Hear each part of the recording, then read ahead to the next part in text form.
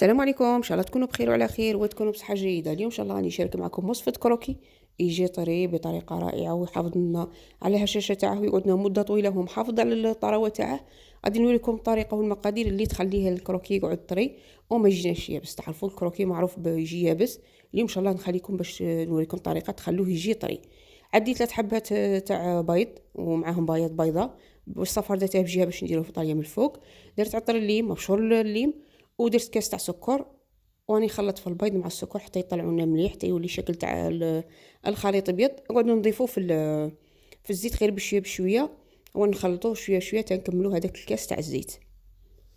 هنايا بالعبار اللي موالفين تعبروا به المقادير تاعكم تاع الحلويات اللي تخدموها. هنايا غادي نضيف نصف كاس تاع حليب. نصف كاس تاع حليب هو اللي يخلي الكروكي تاعنا يقعد طري. هنا لا يبغوش الكروكي طري يبغوه يابس يتفادوا الحليب. هنا وريتكم فكره باش يجي الكروكي تاعكم طري. هنا بعد ما خلطت هذاك الحليب وهذاك السكر والبيض ضفت الفرينه. هنا الفرينه ما درتكمش الميزان على خاطر الفرينه على النوعيه تاع الفرينه اللي تشرب السوائل. كاين اللي ما تشرب السوائل في ساعه وكاين اللي تشرب في ساعه السوائل. هنايا درت ساشيه تاع خماره وخلط العجين يليق العجين تاع الكروكي يكون طري ما يجي شويه يتعلق هكا تلصق في اليدين. يليق ما يكونش ناشف هكا باش يجينا الكروكي تاعنا شباب ما يجيناش ماشي مليح ولا.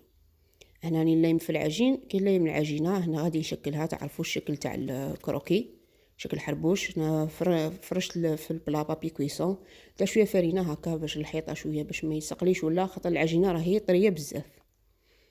هنا غادي نشكل الشكل تاع الكروكي غادي نديروه في البلا وغادي ندير له الطاليه اللي غادي نديرها له من الفوق.